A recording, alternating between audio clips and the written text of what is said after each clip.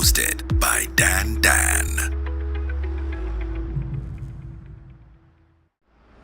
Business Minds, pioneering and inspiring entrepreneurs. Creative talks, CEO insights, success stories, value markets, and financial education. This is the CEO Show. Hosted by Dan.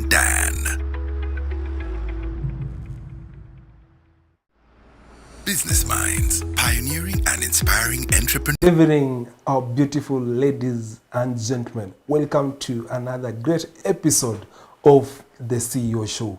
And this show elates a lot of excitement simply because we are doing the 10th episode. It has been 10 weeks of successful conversations that we've been having. And this goes back to you, our dear viewer, for the support, for always being part of this conversation. You can never forget to say thank you for being supportive and always being here to keep this going. This is a show that always comes to you every Tuesday from 7:30 to 9. And the main objective of this particular show is always to bring you great minds in the business industry and in entrepreneurship. Friends who are going to share their stories, who are going to talk about their growth in business. And from those stories, it's going to be inspiring, it's going to be insightful, and very educational. At the end of the day, you are going to be inspired, you're going to be moved, and venture into the idea that you wanted to implement. And if you're in business, it is going to bring some nuggets of what to do and also to grow your business and to take from the current level that you are in to the next level that you are looking forward to. Remember, you're coming to you live on Facebook and also YouTube. But surprisingly tonight, we are also live on TikTok. Please make sure that you're part of this conversation by commenting for us to know that you're watching. And also share this conversation for somebody to know what you're watching. If you have some questions, if you have any insights that you wish to share, please don't hesitate to drop on the comment section. And this is the CEO Show, and I'm your host, Dan. Our guest tonight is an amazing person in the business industry. Tonight we're talking about agriculture, talk about agro-business, agroeconomics, and what have you. Our guest is a seasoned entrepreneur who has been in the industry for quite some years. Talk about 16 years or more. And this is a man that he has been an inspiration to many young people and the people in this industry. His story is quite motivating and captivating. You're going to learn a number of nuggets and wisdom. And people have been looking forward for this conversation. We've been receiving enormous intrigues on why we should come to you live tonight. Our guest tonight is the CEO of one of the leading business in agriculture. Talk about agribusiness. Talk of the CEO himself, Antonio David, who is here to talk about agriculture and business. This is the CEO of Moiben Connections, a number of branches across the region. He's going to share his story, and we are so elated to have you tonight. Welcome, Mr. Antonio, to the CEO Show. People have been looking forward to hear from you. Welcome, sir. Thank you. Okay, how is the feeling being on the CEO Show, being the 10th guest and marking the 10 weeks of the show? Okay, I'm excited to be here. It's good. Also, I want to congratulate you. You are doing a good job. Thank you. Yes. Okay. Yeah. Who is Antonio David? Antonio David is the CEO for Moiben Connections Limited. I'm a professional in the agriculture sector.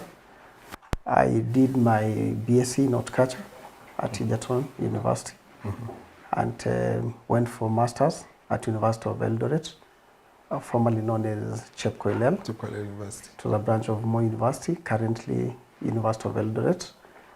And I worked with a few companies. Later, I started Moiben Connections Limited. Okay. And basically, Moiben Connections Limited was to fill a gap that I felt was in this market and to provide solutions to farmers. Okay. Yes. For a number of days or back in the days, we've had guests who have been practicing what they never learned in school.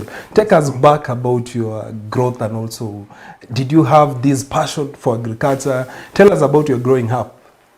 Okay, for me, I think I'm among the very few people who are lucky to be in their profession. Agriculture is my passion. It's my career.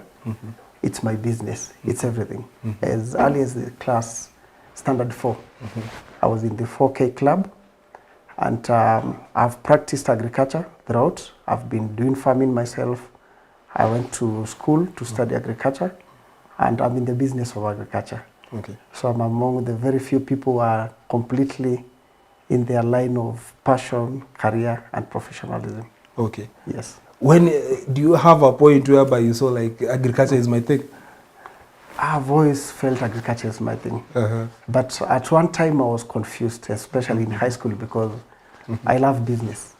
And I've been brought up in a business environment. So I was confused on how to intertwine the two. Okay.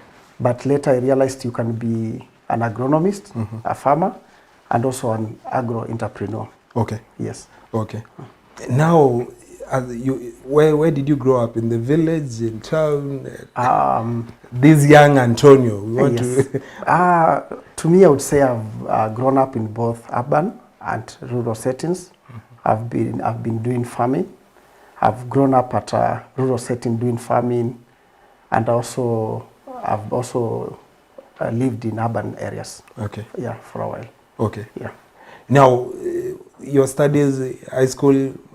Okay. Where did you? I studied in Mboni Boys for high school in Makueni. Then I came to Egerton for my degree. Okay. And then I went to University of Eldoret, okay. Okay. for masters. Okay. Yeah. Now, after now pursuing your undergraduate and now postgraduate, yes, both in agriculture, and now your undergraduate was in crop protection or prevention. BSc in horticulture. It's a field in agriculture. Okay, okay. And specifically, horticulture deals with pomology. Pomology is the study of fruits. There's olericulture. There's the study of vegetables. There's floriculture, the study of flowers, and if I may say, beauty okay. in plants. Then there's landscaping. There's also spices. All that forms the field of horticulture. Okay. And then for my master's, I did plant protection. Okay. Plant protection basically is to protect the plant from pests. A pest is anything that causes nuisance to a man. Even Dan, if he's a nuisance to me, you become a pest. Oh. So anything that causes nuisance to man is a pest. So basically, plant protection is about protecting the plant from insects, from weeds, from diseases. Yeah, and it involves many things. You can protect a crop using biologicals. You call us chemicals, guys. We are not just chemicals. You can protect a plant through breeding. You can protect it through biotechnology. There are many ways you can protect a plant. Yeah. Okay. Yes. Now let's talk about transition now. Yes. Immediately after your master's. Yes. At some point you were employed, right? Yes. Okay. How was it? Where did you land your first job? And how was it been before coming now into entrepreneurship and venturing into your own business? Okay, I've worked in Naivasha. Okay. I've also, and for a short while, and majorly I worked with farmers in this region, basically Moiben region. And later I also worked a little bit in Narok. I worked in Bungoma, also Kitale. Okay. But most of my time I worked in Muben dealing with large-scale farmers. Yes. Okay. Basically, what were you doing? Basically, was advising farmers on plant protection. Yes. Okay. Yeah. So that is what you are... Now, that was... for how long have you been working these companies? I worked for around 3 to 4 years. Yeah. Okay. Yes. Now, I worked from 2006 up to 2010. Okay. I started Moiben while still employed. And Okay. then I transitioned, then I left employment, Okay. and now concentrated with Muben Connections. Okay. Yeah. Let's now talk about now the idea of Moiben Connections. Yes. How did it came to being, and at what point did you think of now starting that entity, and why Moiben Connection? I spent most of my time working with farmers in Moiben region, and I noticed there was a gap. Many agro businesses were just selling products. They were not bothered how the farmer, if the farmer understands the product, how they will use the product, how they will dispose the product. So I felt I needed to join that space and be able to provide a solution to farmers, whereby if a farmer comes to buy an agro input, you're able to ask the farmer, what's the size of your farm? What's the acreage of your farm? Which crop have you grown? Do you understand the rates of this product you are going to use? So as I visited farmers, I realized there was a big problem. You'll find farmers who have used the wrong agro inputs in their farm, and some of them have used the wrong rates. Some of them have used the wrong product on the wrong crop. And I felt there was a gap that needed to be filled, and I decided to join that space and fill that gap. Okay. Yes. Now, starting your business, Yes. the inception bit of it, you Yes. say that concurrently you are running the business as well as you are still employed. Yes. How did you toe the line and manage before even now coming to talk about now when you resigned and fully get into your business? How did you draw the line? Like, at what point were you serving Muben Connection? It was really challenging, and I would say it didn't come as a decision per se.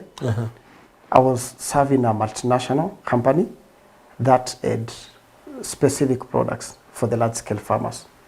But sometimes you find maybe we have a fungicide, we have maybe a herbicide, but we are lacking maybe an insecticide for that crop. So I have to get the insecticide because the farmer expects me to give a full solution package to them. So I have to get one product which is missing from my company, from a different company or an agro dealer, to be able to supply this farmer and advise them accordingly. So from getting those products, I realized I could get it and make a small margin, and it was also a business, and I'm also advising the farmer on what to do. So slowly I had to look for a space. Then farming is funny because it doesn't give you a warning. You know you're supposed to plant in maybe April. Sometimes the rains might decide to come in March. So you need to be prepared, and the farmer needs the product. So I would order the products from Nairobi and keep them somewhere. So I started in a small M-Pesa along Nandi Street in Eldoret. There was a shop and there was a small store inside. So I asked for the landlady to give me space to put my products there. She was also my customer and my farmer. So I would order the products, keep them there, and ensure when the farmers need them, they're convenient. Okay. Our warehouse for the multinational was in Nakuru. So I would order the product and then combine with the ones at the M-Pesa shop and then deliver to the farmers and advise them. Okay. So I realized now there's an invoice from the multinational for the customer. I realized I need to invoice this customer. So basically I had to register a company. But immediately I just ordered for books, invoices and delivery notes. The company was not even registered. So I would just invoice, the farmer pays for what I've supplied from Nairobi, and then the rest is paid to the multinational. Okay. Yeah. Now, you're still working. Now, talk about conflict of interest. Because now your employer Yeah. was doing the same thing. And That is true. okay. Okay, for me, my conscience was clean because I kept hitting my targets and ensured I was not selling a product that was competing with what I was selling. Okay. But it depends. Many people will view it from different dimensions. Yeah. Okay. And that's why I felt now I need to leave the space of employment and completely venture into this. And after that, I became even a distributor for the company I was working for. So now I could easily combine all the products, Okay. supply to the farmers, and advise them. Okay. Yeah. Now talk about Antonio. Talk about now transition. Yes. At what point did you feel like it is the right time to pen down my resignation letter and choose to run this company of mine? It was a difficult decision because at the same time I was also trying to settle down. I had now a family, and the thing that kept pondering in my mind is how do I provide for my family? Because now I had a constant income. That's my salary. I'm now ventured into a field which I'm not sure. If I don't make it, then it means I have nothing to pay rent for. I have nothing to provide for my family. But I looked at a time whereby I felt what I was making from the little that I was doing, from those insecticides and a few other products, was enough to sustain me for a month. And then at that time, I thought I can try. You know, there's never best time. Okay. You just have to make a decision. Okay. Yes. How was the reception to the world now outside here? How was the first experience, the first month of now no salary? You're running your at that point a small business. Yeah. That is a small family is here. How was the experience? It was challenging, and at times you'd find you don't even have enough money to pay for the rent, and you also need to provide for the family. So at times I would rush to my friends and tell them, oh, you have to assist, things are not okay. So I had to rely on friends, and I kept going. Okay. And I was lucky, I had a few friends who were very close, who would support me, and I kept going. Okay. Yes. What do you think was your initial cost of starting that business? I started the business with 60,000 only Kenya shillings. 60,000 Kenya Yes, shillings. yeah. Okay. Yes. That was now some of the savings that you'd made from because your company. yes, when I made the decision to resign, I realized what I had with me, because the business I used to do, buying those products, selling, and then I realized I was spending all that money. So the time I decided to resign, I had only 60,000, and that's what I bought. A few products I put in that store, and that was basically my whole capital that I went with. Okay. Yes. Now talk about your turning point. Yes. This is the first month, the second month in this business. Why was there a point that you considered, like, I think I need to close this one and go back to employment? To be sincere, that has never crossed my mind. Though things would be really tough, you'd wonder what next. But closing the business and going back to employment has never crossed my mind, because I drew some passion from it. Okay. I'm in the field advising the farmers, visiting the farmers, and making the few coins. And from where I started, I always felt even if things didn't work the way I wanted, I would still go back to zero, start again, and still keep going. Okay. Yeah. Now, talking about what you just mentioned, because we always have a lot of people will get into business in the first month, second month, they are not making it up. They are not even managing even to sort their rents and sustaining their lives. What was your motivation? Like keeping going and keep doing it? What was your source of motivation at this point? I think for me, the greatest motivation is my passion for agriculture. And it's my career, it's what I love, it's what I've studied, and it's my career. So I would ask myself, if it doesn't work, what else do I have to do? This is my passion, it's everything for me. So I have to make it work. And I think maybe that could be a line to draw, because when you are doing something that you don't like, or maybe you've been pushed, you'll always give up very easily. But if this is what you love to do, Okay. then you've no option to. You have to make it work. Yes. Now, give us, somebody talked about sometimes you need a signal to know that this is the right thing that you do. Did you receive that signal that you're in the right direction?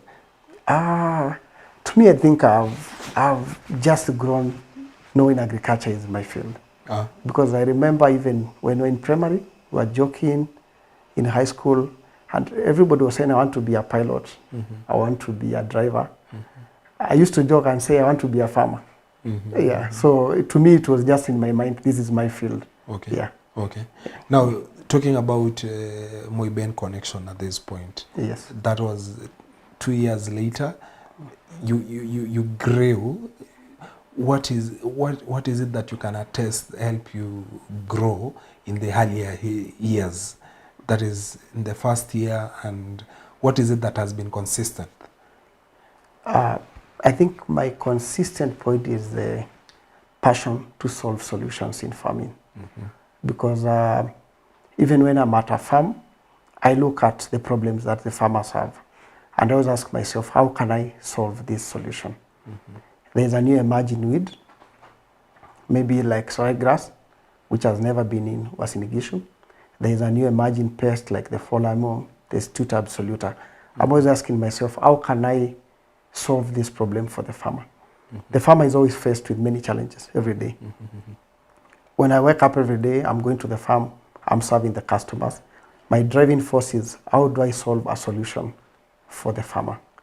How do I do something that nobody else is doing? How can I provide a solution that has been affecting the farmer that nobody else has solved? I always try to have a research mentality and a mind-solving mentality. Yeah. Okay, so it's about solving the farming solutions, the farming solutions. Yeah, the farmers' problems. Okay. Yes. Now at that point, let's draw the line here now. Yes. You started, you are dealing with goods. Yes. And then there is the service bit of it. Yes. Now the Moiben connection and your business model. Yes. How do you balance now the two, selling the product and also offering the service? Because there is always a thin line between the two. Yes. How do you draw the line, and also how do you balance this one? And what is it that has made you to be who you are? It's sometimes it's a bit tough, and at one point I realized the business needed me, and the business is not just about providing inputs to the farmers. I learned the hard way. You need systems, you need accountant. When I started, it was me and my big hardcover book. I would record everything you've paid. This. I realized at one point the customers are growing. You need an accountant. You need a system to work with. And even later, I think I employed an HR 5 years ago. Yeah, so when I employed the accountant was the HR, and they're also doing the accounting system. Today, we even have an IT office. And we also have a legal department. So there are many aspects in the business that come in. But I'm grateful in our undergraduate studies, we were taught all this. In fact, I remember we were joking one day, we were taught about agricultural law 1 and 2. So that day when we left the lecture, we were wondering, why are we being taught about law? We are farmers. We want to do agriculture, we want to do farming, we want to assist farmers. So we were just joking, these are some of the units that are irrelevant. But later in life, you realize you need that. Life is dynamic, and you need to have different dimensions. We also did courses in business management. We did courses in accounting, which all came in handy when now I wanted to do business. Yes. Okay. Speaking about what you just mentioned, talk about the running of your business and operations. You'll find that there is an entrepreneur, or let me say a business person, who is the storekeeper, who is the cashier, who is the procurement guy, who is like everything in the business. Talking to this guy and talking to the importance of what you just mentioned, comparing the back then when you are like everything, and now that you've developed structures, how important is it for a business person to have these structures in place? They are very key, but you know, at times it depends on how prepared you are, and also you have to start somewhere, because now when I started myself, I had even to get help for a space. You get a few months, you're not paying rent. I had only one staff who was selling, so I have to rush to the farm. I have to leave somebody attending to those products, sit with the M-Pesa attendant. They have to supply goods, do the invoice and everything. In fact, most of the time I'm the one who would come and do the invoicing and everything. So they would just remove the products and just assist in a few things. But as you grow now, you need systems. You cannot work with those without the systems. Yes. And maybe if I may say, like for me, I started, my first system was QuickBooks. Then I graduated to Sage. Right now I'm using a system called Odoo from Belgium. Okay. Yeah, which is a very dynamic and an online system. And then also sometimes you need to attend maybe to conferences, listen to other people, and also see what other projects and maybe things that can assist you. Like for us, as we grew, we met an organization that was called Kenya Markets Trust. I think it's an NGO. Currently, I think it's called Gatsby. So they really assisted us on some of the things that we wanted to implement, which we could not. Like they really pushed us to have an HR office. They really pushed us also to start things like farmer expos, which we never used to have. We just used to visit the farmers. They pushed us to do some demo plots, call farmers in a region. They come and learn from another farmer. And then it would culminate into a bigger event that was done annually. And then recently also there's a program called KIEPS from it's a partnership with the government, and they've really assisted us also to do many things. They are the one who pushed us to move from Sage to a more dynamic system which is online, and also that is able to do many things like the van sales. Field staffs in the field can just access the system from their phones and many other things. Okay. Yeah. Now talking about these accounting systems, like Yes. we call them accounting systems, moving from now QuickBooks to Sage, and then to now Odoo. which I believe that one is purely customized for you. Yes. Talking about these small businesses, what can you advise when it comes to systems, and which they now moving from the local maintaining of records, writing them down. Now, what can you advise when it comes to accounting systems? A system is a must, but a system can be as simple as an Excel sheet. An Excel sheet you'll be surprised it can do everything that Sage, QuickBooks, and even Odoo can do.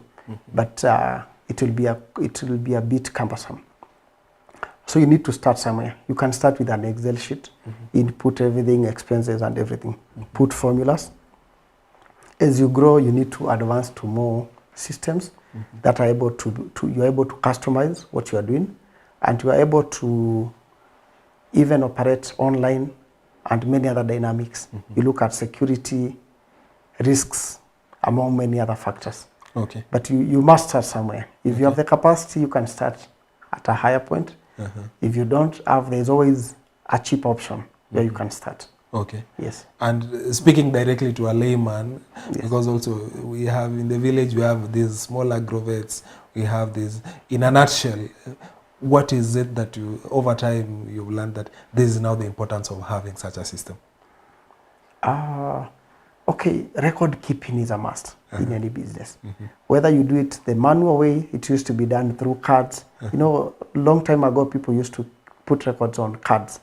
Even if you visit the local cooperatives at the village level, they do their stocks so well and perfectly, and their stocks tally. And they just keep the master book for the stocks, and they keep a small card for every item. So when you go to pick that item, you just deduct one. You write the item, and when you are doing the stocks, everything works out. But record keeping is a must. Okay. Whether it's the manual one in the village, through the cards, whether it's Excel, or the advanced systems like Odoo or SAP, record keeping is a must. Okay. Yes. Now, during your peak seasons, I've passed by your shop at some point. You find that we have long queues.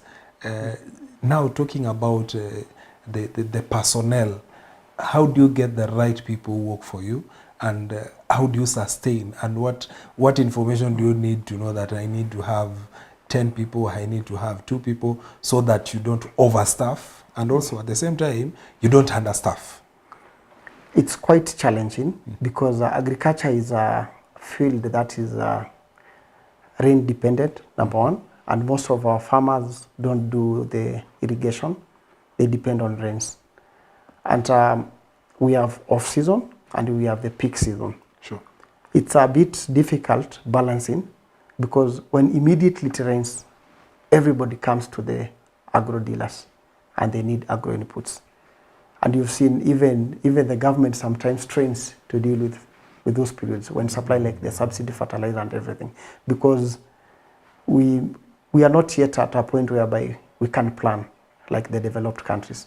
Developed countries are able to stock early, plan, but our farmers wait for the last minute and they all rush to the agro dealer. So no matter what capacity you have, employing people to deal with those numbers at that time, it's difficult. But the good thing, the farmers are able to understand, they'll queue and you serve them well.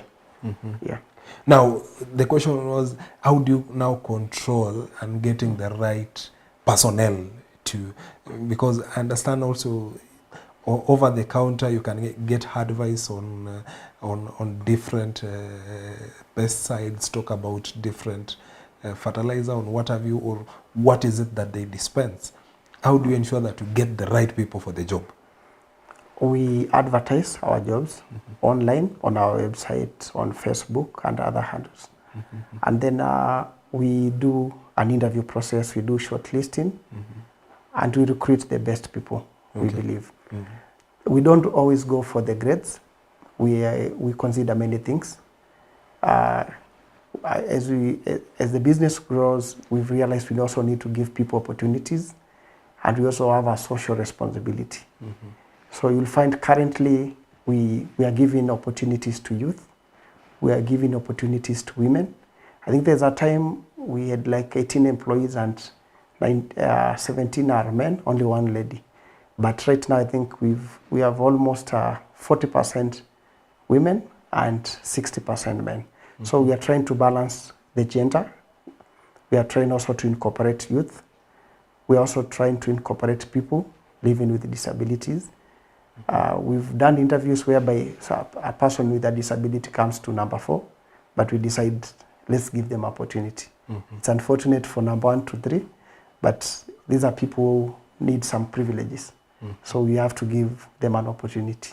Okay. Yes. Also, like an interview we did the other day, we had the top 3 candidates. We needed 2. The first one was a male. Number 2 and 3 are ladies. But we looked at our numbers, we have to give opportunity to women. So we had to pick number 2 and 3. It's a hard decision, but at times we feel we have also a social responsibility. Okay. Yes. Okay, now in this now talking about management and also running your day-to-day business, because now you've expanded to a number of branches. Where do you attest your role, and also now the position of the being the, let me call you the team leader of your company? How do you practice your management as the leader, and ensuring that you, because a lot of businesses always have a challenge when it comes to management, when it comes to running the business, talk from the small SMEs and the medium enterprises and all that, because any business is equals to the leader. Yes. What kind of a leader are you in your business? In leadership, you have to be hands-on. It's interesting, when I was employed, I used to think my bosses do nothing. They sit in their big offices and we do everything on the ground. I would wonder what that guy is doing in the office while I'm in the field advising the farmers. I would wake up by 6, I'm already headed to the farms. I would think I'm the most hardworking person in that company. But when I came to the management role, I realized sometimes I'll be seated up to midnight. But your employees will think you are the most joyrider in that company. They will not understand that. But I understand them, because at one position I was in that position. But I try to lead by example. If we are going to the farm, we are going to do a demo plot, I will lead, I'll show them how it's done, so that tomorrow they're able to do it better even when I'm not there. If it sells, I would want to close the sale, show them, advise the farmer in their presence. I would always guide them on what to do. When a farmer comes and they ask you for a product, don't just rush to sell to them. First of all, understand what's the crop this farmer is doing. What's the coverage of the farm? Do they understand the rates for these products? So I tried to lead by example for them to be able to emulate that. Okay. Yes. Okay, before we take a very short break, Yes. How does your typical day look like? My typical day is a busy one. I wake up at 5:45, and I'll have breakfast with my family, and we leave at around 12:30, 12:45. We leave the house, we drop the kids to school, and we proceed to the business to start the day. Okay. Yes. So your day starts at 12:45? Literally. That is now in business? Does the day start when you wake up or when you leave the house? Now when you are getting now to what you do in terms of business, running the business? Yes, let's say by 7. Okay. Yeah, 12:45, 7.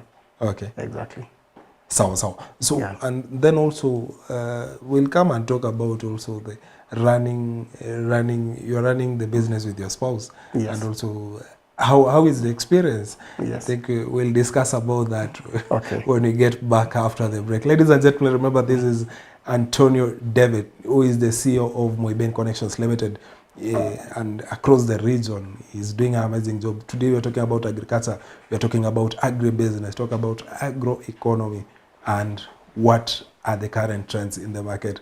We'll be back shortly after this break.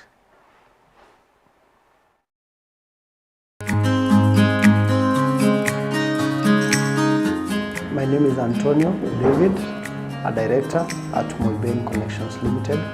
Founded in 2008 and incorporated in 2010.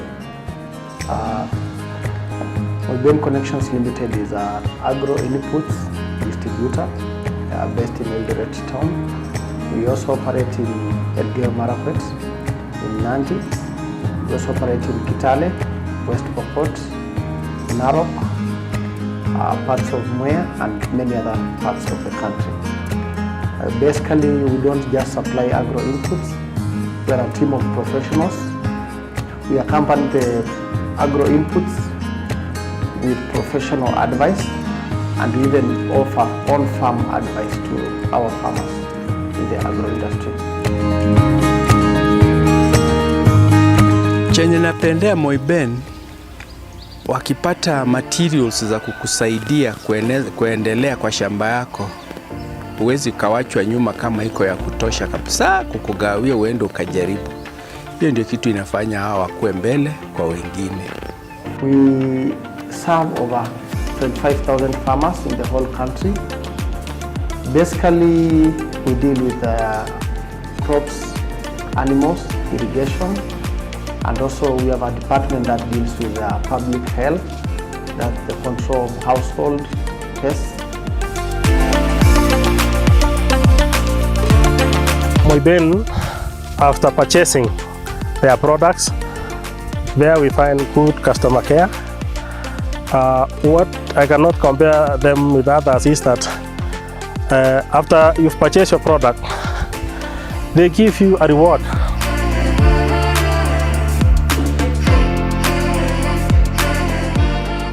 Moiben Connections Limited employs over 100 employees, both permanent and casuals. Moiben Connections Limited is also concerned about the environment, the social well-being, and also people living with disabilities, the youth and the women, and also a helping hand to the less fortunate in the society. Over time, we've organized some of the events that have greatly impacted on the farmers. We are the founders and organizers of the Eldoret Agri Expo. We train farmers on good use of the agro inputs.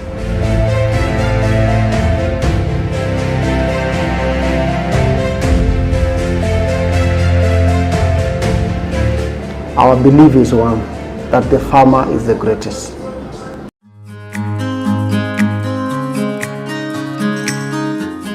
name is Antonio David, a director at Moiben Connections Limited.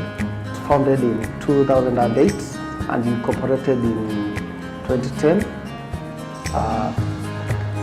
Moiben Connections Limited is an agro inputs distributor based in Eldoret town. We also operate in Elgeyo Marakwet, in Nandi. We also operate in Kitale, West Pokot, Narok, parts of Mwea, and many other parts of the country.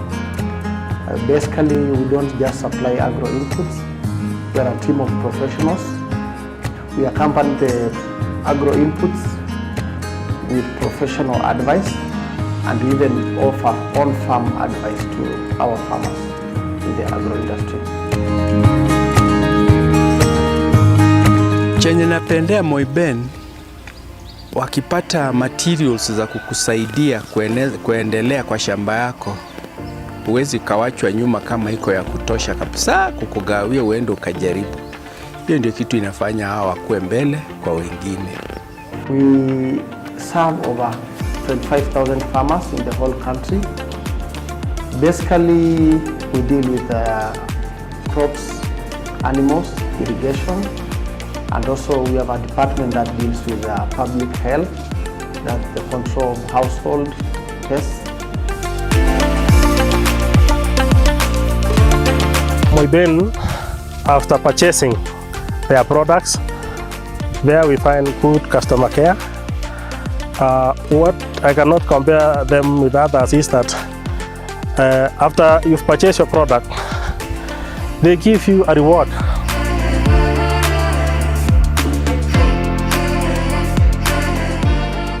Moiben Connections Limited employs over 100 employees, both permanent and casuals. Ladies and gentlemen, welcome back again to the CEO show. And remember, our guest tonight is the CEO of Moiben Connections Limited, Mr. Antonio David. And the conversation is getting serious over here. We're talking about agriculture tonight. And before we went to the break, Mr. Antonio, yes, we're speaking about now balancing, you are a family person, you're a business person, you're with your spouse at your workplace. How important is it? Okay, it's a delicate balancing act, but it's also good when you do business together as a family. It also builds a lot of ties as a family, and you're also able to deliberate on most of the things, discuss together, and solve solutions together. Okay. I think some of the best run companies in the world are family businesses, and that speaks volumes about that. Okay. Yes. Now, talking about doing that over and over, don't you get bored having the conversation about Moiben Connection the whole day, then also back at home, okay, talking about Moiben Connection? We don't talk about Moiben Connections all the time, but when we have to, we do. You will be surprised, most of the day will be the same company, but we'll rarely even at times talk. Unless there's an issue we need to discuss, she'll come to me, I'll go to her office. But most of the time I'm serving the farmers. She's an IT expert and also a food science expert. She also assists in the ordering. So she's busy with her day, I'm busy with my day. Yeah. Okay. Yes. Now, let's talk now about growth. Yes. Where Moiben was like 16 years ago, yes, where Muben is currently, yes, it's a whole company, yes, with structures and all that. How have you managed, or how have you attained your growth? Because you find that some companies will, the more they expand, the more they lose, and the more they break down. But yourself, you've maintained for close to 16 years, growing, having more branches, having more shops, having more pickup places. How have you managed, and what is it that you consider when opening a new branch and considering growth in your company? It's not easy as it may sound. You may not know, but at one point we closed 5 branches. Okay. That time we had 6 branches. Things were not working. There's always that temptation to expand very fast, especially for the young generation. So things were working out. We were expanding very fast, putting up branches. And at time we realized some of the branches were draining the others, especially the main branch, because both of us were in the main branch. The other branches are being run by other professionals. Okay. And there's always some risks, sometimes dishonest with staff. There's issues of theft and many other things. So it got to a point we could not sustain it. And we woke up one day, we said, no, we don't close these branches, then we are doomed. So we closed 5 branches and we were left with 1. Okay. And then along the way, now we started opening one by one. Okay. We opened the one now for Chepkanga, then we proceeded opening the one for Mosoriot. Currently, we only have 3 branches. We are serving many parts of the country. We decided to change the model, whereby in other regions we close the outlets and add just staff serving the farmers, so that we just send the products there. They are just supplied, a check is issued, and the business is closed. There are no stocks held there. And then now slowly we are trying to keep opening the branches, but in a moderate and well calculated move now, not like initially where we rushed and just put up 6 branches at once. So there's always that challenge of expansion, and it has affected even big companies, and it's a real risk which people must be privy of at all times. Yeah. So learning from experience and Yes. from what you've gone through, Yeah. because many people will fear to even close branches or fear to close down a business, and to a very critical extent we find that somebody will just close business and choose to do something else. Where did you get the courage to close down? And now talking about the model that you've spoken about, what is it that you can advise are the do's and don'ts whenever you're choosing to open a new branch now that you have experience? When you are opening new branches, you need to ensure it's a well calculated move. You've done the feasibility studies, you are well prepared, and you have the right staff. And sometimes the risk is still there. The risk is always there. You just need to minimize the risk. But above all, you need to ensure you employ professionalism, do good preparation, gauge the market, the potential and everything. A good feasibility study of what you are doing, so that and ensure you have the right professionals, so that when you put up the branch, it is able to pick. And then also keep monitoring. Branches need very keen monitoring and audit at all times. Yeah. Even currently with the only 2 branches, there are many challenges we are facing. Slowly we are trying to see how we can deal with them, so that when we add more branches, we're able to handle it. Okay. Yeah. Now, talking about the audit, we had spoken something about the systems and accounting systems. Now, talking about finances, because in business you cannot avoid having debtors, you cannot avoid having creditors. Yes. And also talking about these farmers, I believe there are some farmers also that you give on credit, and Yes. Even yourself, your supplier. Yes. How do you balance the line between now your debtors and your creditors as a person and as a manager, Yes. forgetting about now the accounting system bit of it? You must draw the line, especially there's always that challenge for your friends, your old farmers with the credit. And also there's always temptation for a family-run business on how you manage the finances and everything. So you need discipline, number one, and not only on your side as the management or the directors, and also how you deal with your customers, because there are customers you will give a credit, they'll never pay you. So you need a good analysis. We've tried to empower our accountants.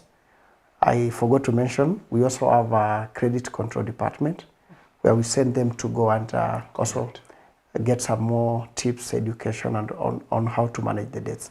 Before we open an account for you, you undergo through a vetting system. We are registered with even CRB, Credit Reference Bureau. We'll try and download your report just like a bank, see your rating and everything, and just ask a few documents, your bank statement and everything. So we score and we give you a a credit line to operate with. And then we start with a small credit limit and credit days. Then we keep monitoring your account. We've also faced the same problem with our suppliers. Their new suppliers will come and just give you goods without any limit. Sometimes you find those products are new products in the market, and out of temptation, you just pick a lot of products, you pump them into your store. A year down the line, all the products are dead stocks, and the supplier needs their money. So you need to get money from somewhere to pay this supplier. So we've tried to develop mechanisms and regulations whereby, like new suppliers, if you're bringing goods to us, we call it consignment. We'll not pay you for something we've not sold. So new products, new suppliers, we operate with consignment. You supply the goods, we only pay what has been sold. So that what is not able to sell, you return it and you give us a credit note. So there are many aspects that you need to balance, from giving credit from up to being given credit. You must balance the two and strike a balance. Okay. Yeah. And don't just rush for any credit, because some suppliers will come, they are new in the market, they have new products, pumping the products to you, and then they tell you, no, just sell, no problem. The next minute you realize you have a demand note from their lawyer. Okay. They need their money, and some will even go to court.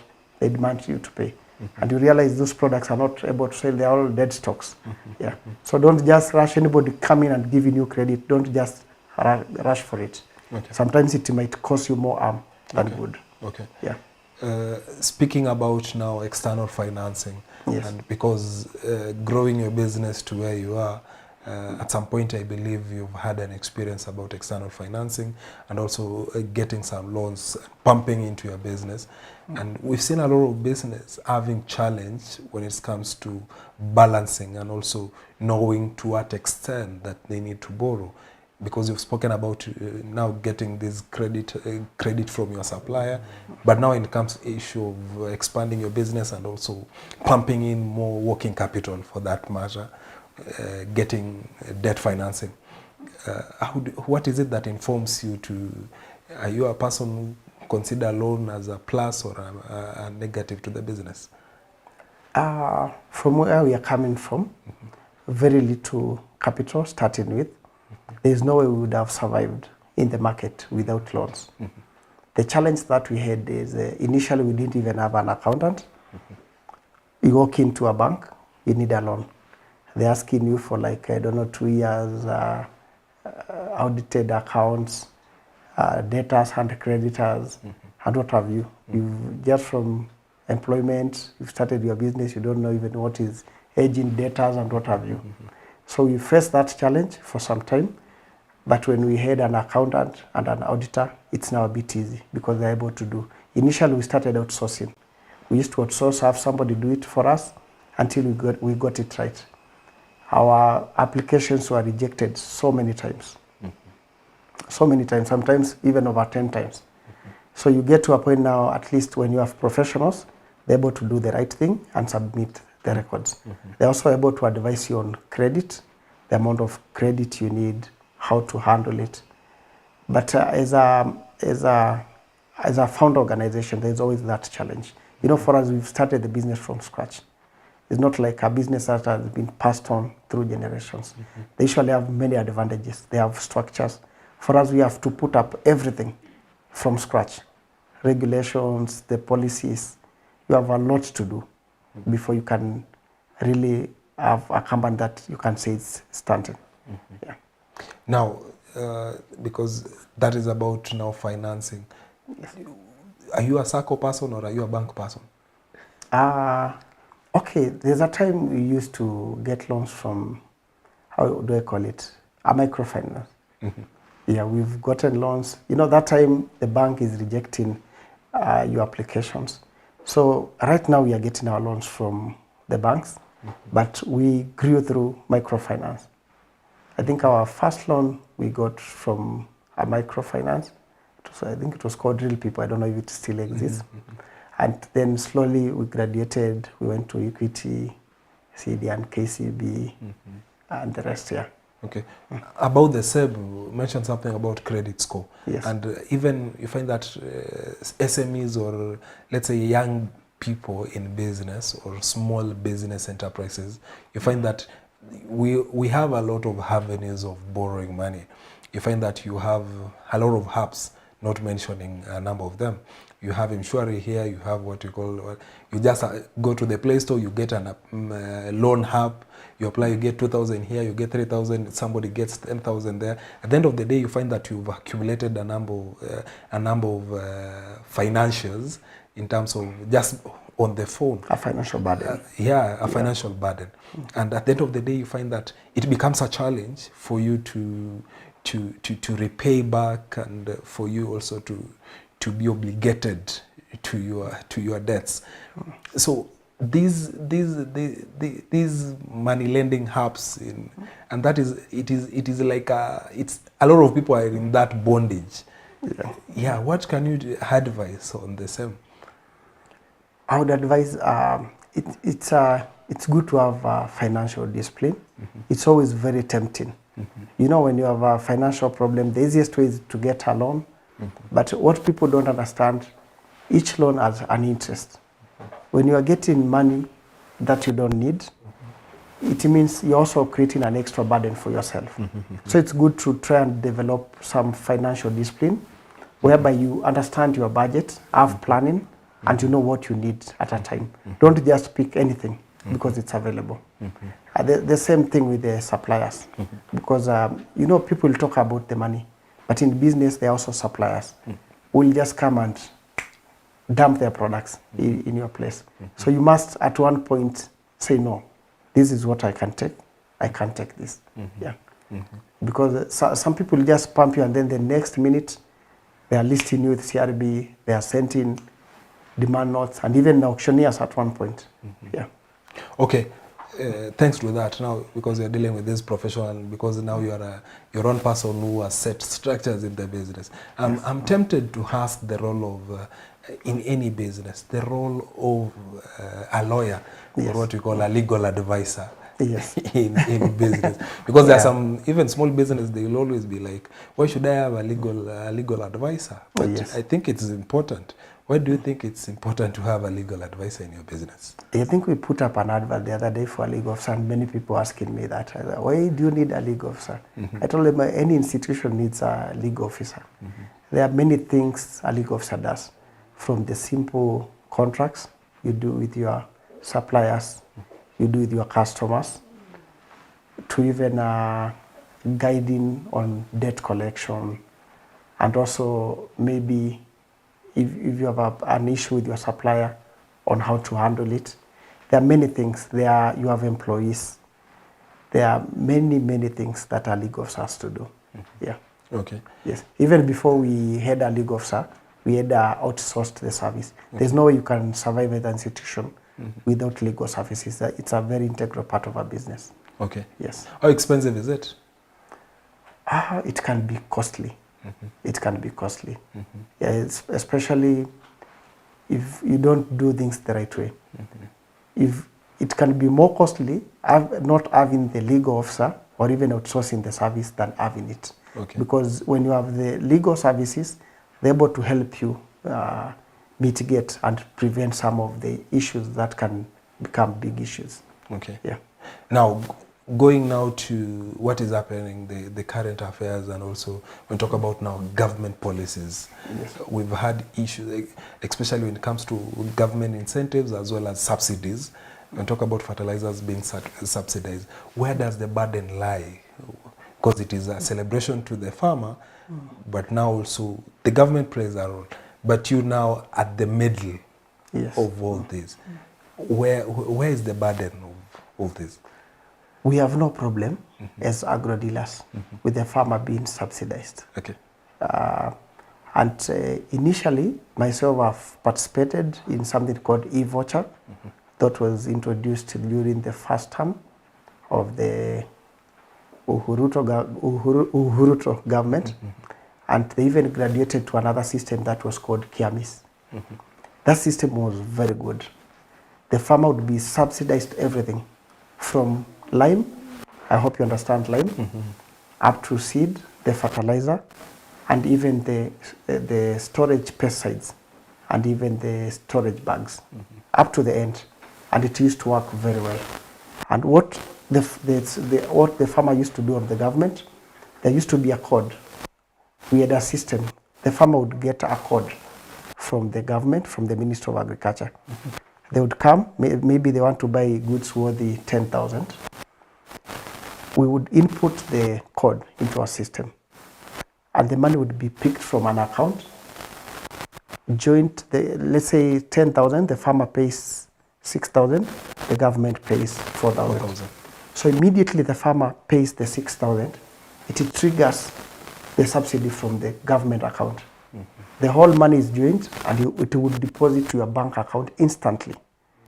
And it used to be a very nice program. So as policies change, things keep on changing. I believe it's the same system that is being employed at the NCPB.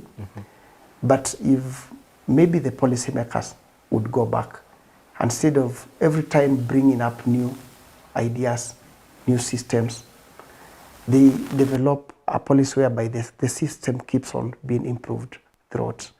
It would be very good for the farmers, because every farmer, they rush to the nearest agro dealer as their first place of advice.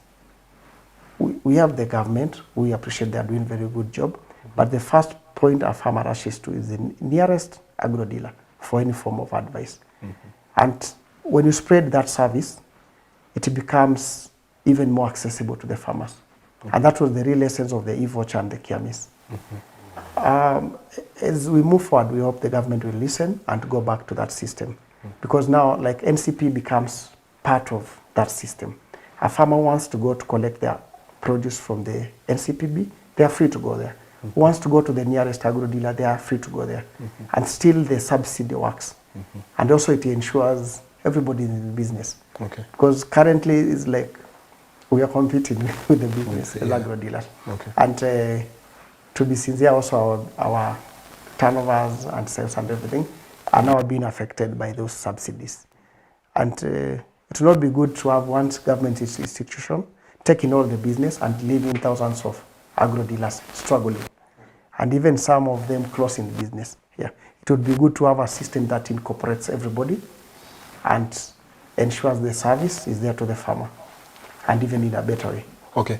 Now, we've had issues with the unscrupulous suppliers and also dealers who have infiltrated the market. And we've had issues of even farmers complaining that we are being sold donkey, whatever, and even soil in the name of fertilizer. Where do you draw the line, and also keeping your business afloat, and also creating a, let me say, a control proof in your business from these unscrupulous suppliers? How do you control? Okay, on the issue of fertilizer, there are genuine concerns, like maybe the recent ones. There's always the unscrupulous people who want to take advantage and make the most of the profit. But also on the fertilizer, there's also need for advice. There are modern fertilizers called blends, which I know a lay farmer would look at them and think they're stones. There are potassium molecules in a fertilizer that look like stones. So the new blend fertilizers, the modern fertilizers that are meant to deal with things like soil acidity. Some of them, I've seen some farmers on TVs complaining those are fake fertilizers. But from the professional side, we know that's not a fake fertilizer. I would not say there are no fake fertilizers. There is the issue of like where people are finding some strange things in sacks. Those ones exist, but I think there are legal structures to deal with such. But we also need to enlighten our farmers on what is a fake fertilizer and what is not.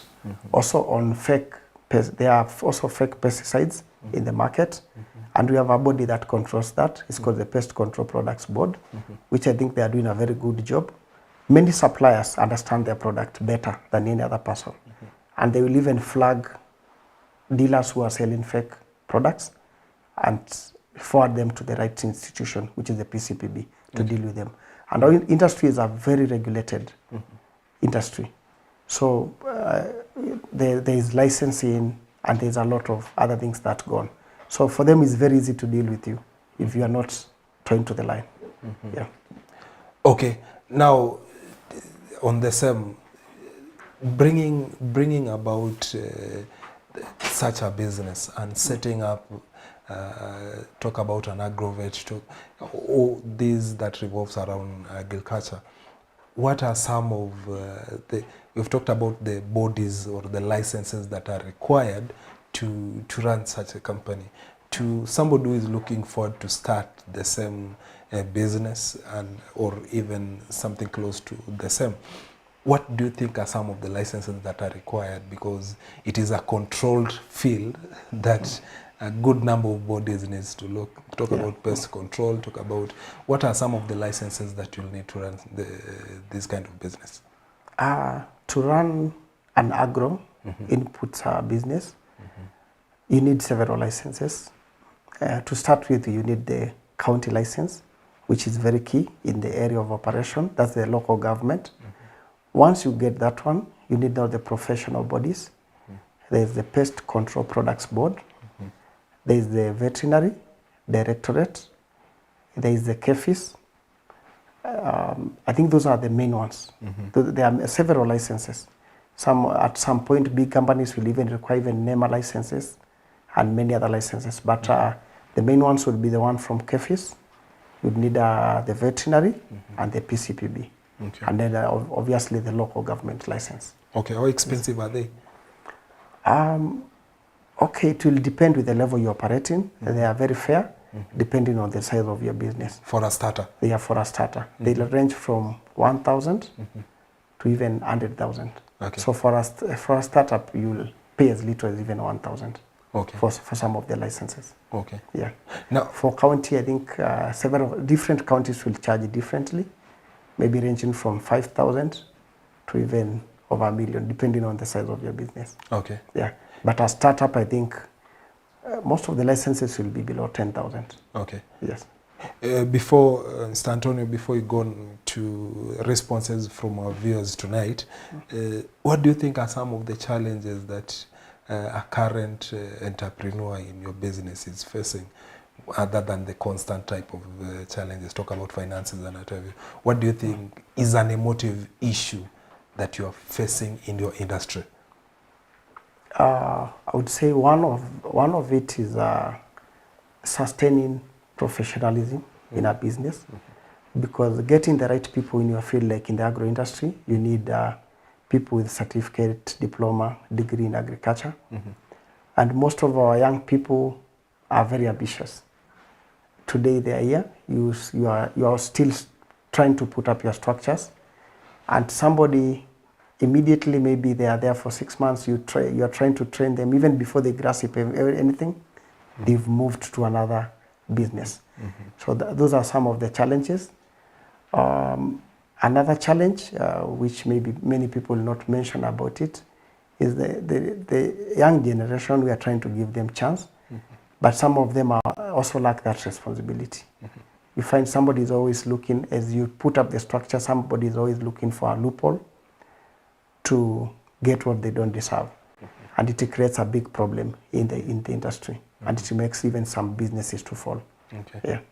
Do you now, because something has come up, talking about having these young people to come and starting working for you, and do you offer mentorship? How do you, now coming to solution bit of it, how do you handle these young ambitious guys who come to your business and also trying to make their shortest way out? Yes. of We have monthly meetings. We try to talk to them. Okay. Also, at one point, I've been forced to involve professionals. Every year, we call professionals. We train on different aspects like customer care. We train on risks, fraud, responsibility, and also somebody ensuring they're able to guard also their character. You don't do things that will spoil your name.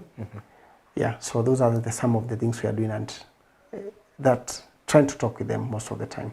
Okay. Yeah.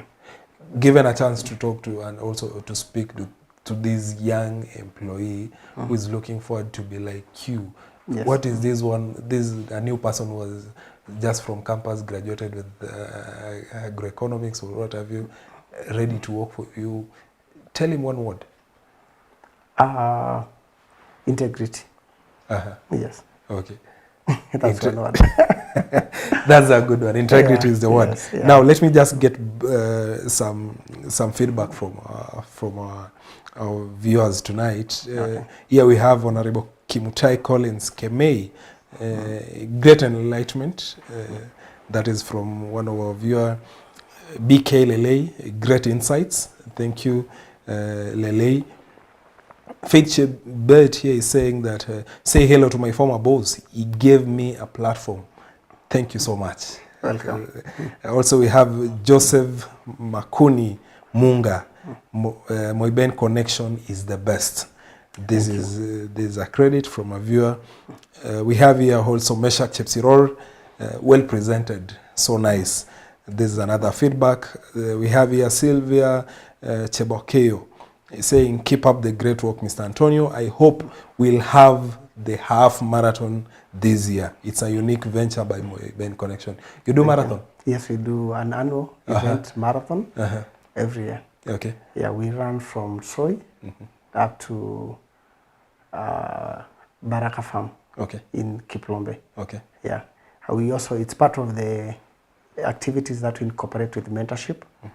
We call experts to come to talk to our staff.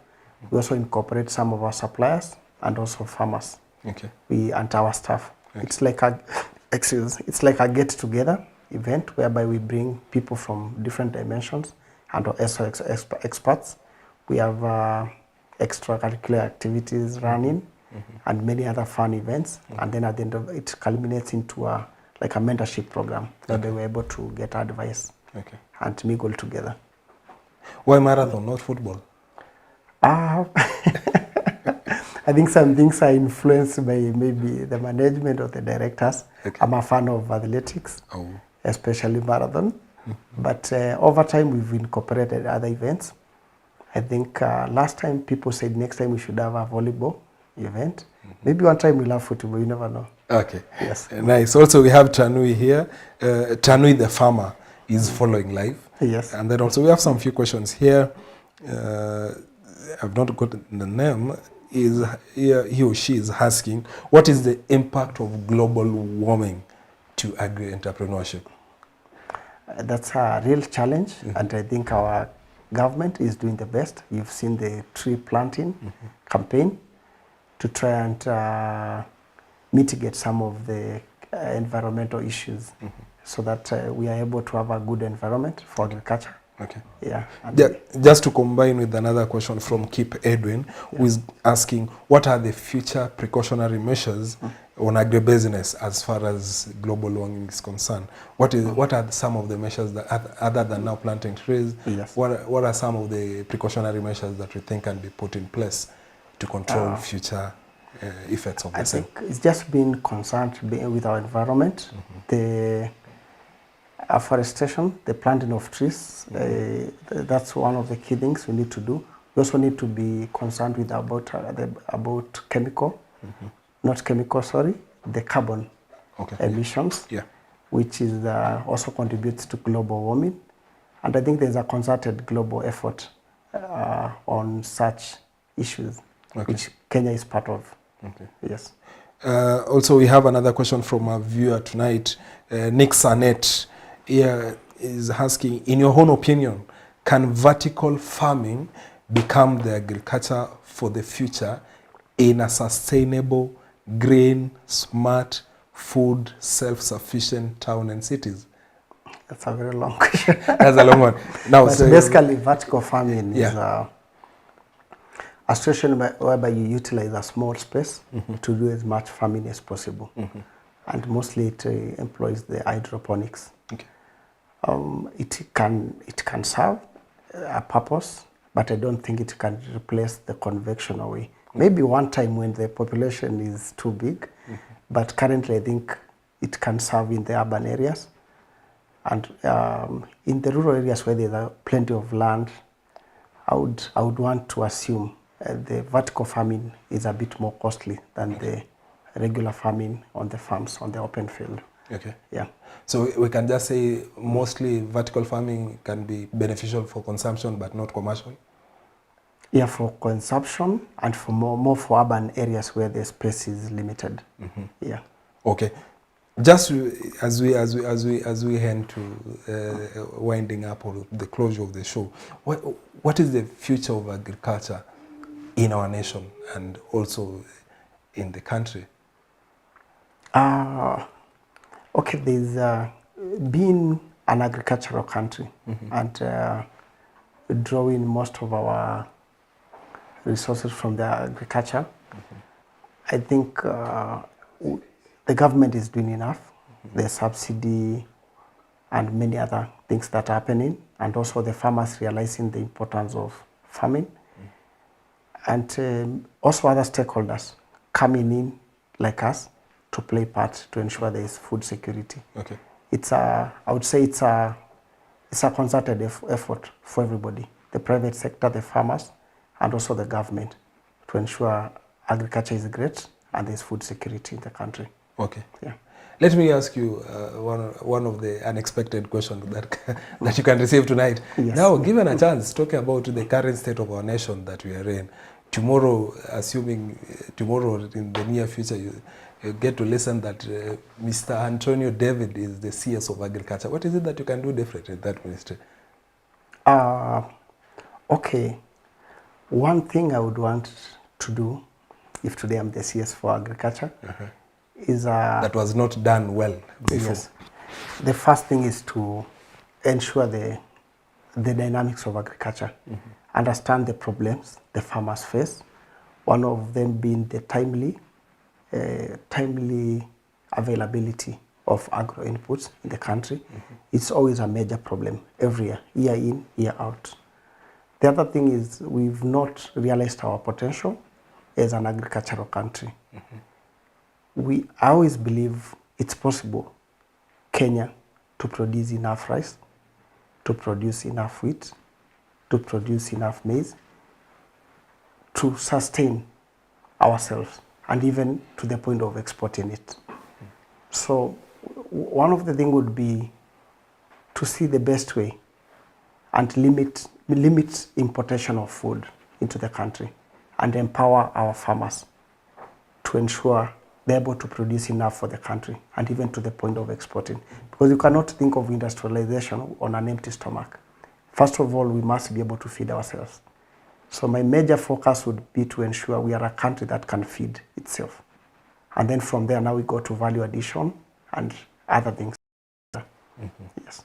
You cannot feed a country on an empty stomach. That's the point. Now you cannot think of industrialization on an empty stomach. You must be able to think about commercialization and everything. Okay. And then we also need to ensure our farmers are earning well. We cannot make agriculture big in the country when our farmers are earning meager. Yeah.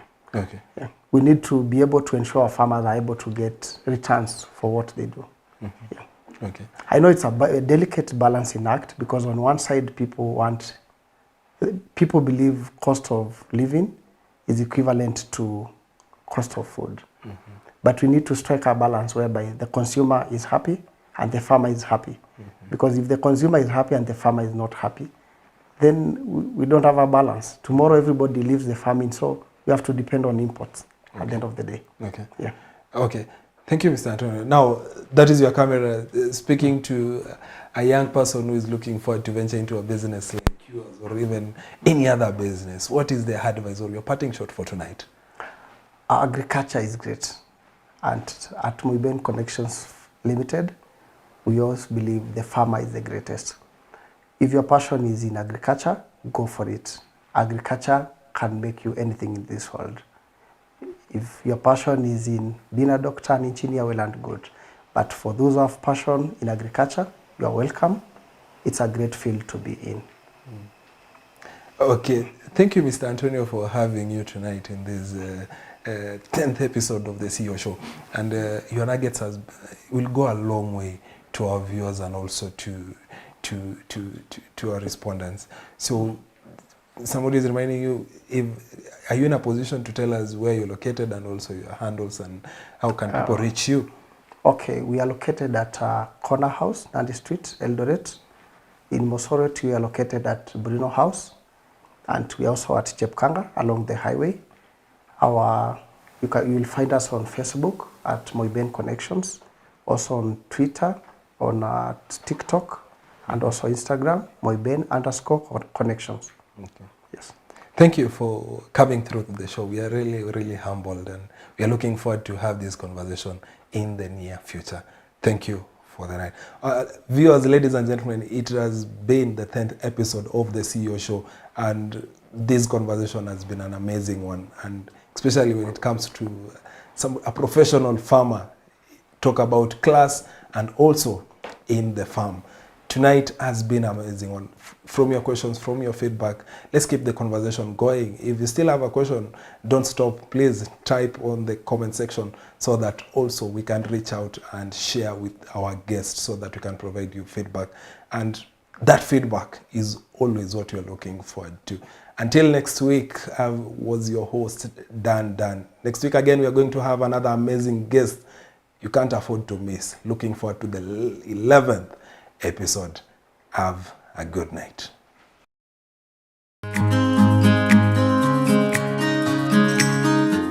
My name is Antonio David, a director at Moiben Connections Limited.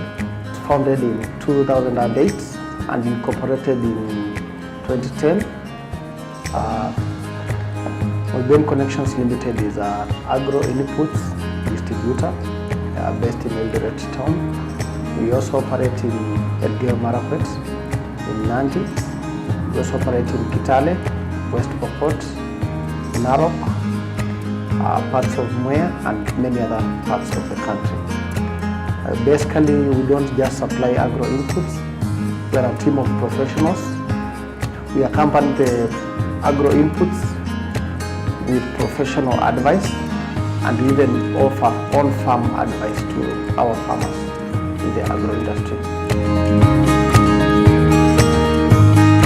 Chenye napendea Moiben, wakipata materials za kukusaidia kuendelea kwa shamba yako, huwezi ukawachwa nyuma kama iko ya kutosha kabisa kukugawia uende ukajaribu. Hiyo ndio kitu inafanya hawa wakuwe mbele kwa wengine. We serve over 25,000 farmers in the whole country.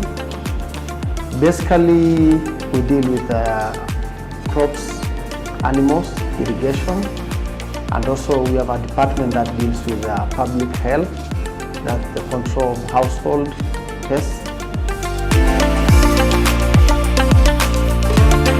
Moiben, after purchasing their products, there we find good customer care.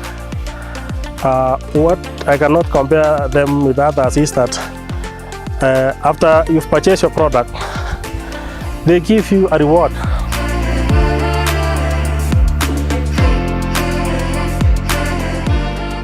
Moiben Connections Limited employs over 100 employees, both permanent and casuals.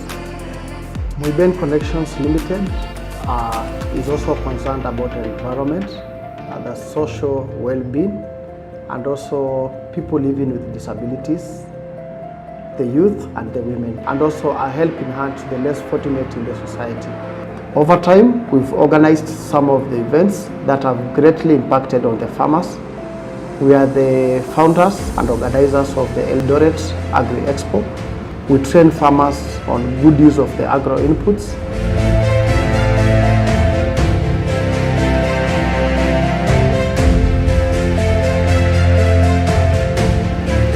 Our belief is Business Minds, pioneering and inspiring entrepreneurs. Creative talks, CEO insights, success stories, value markets, and financial education. This is the CEO Show.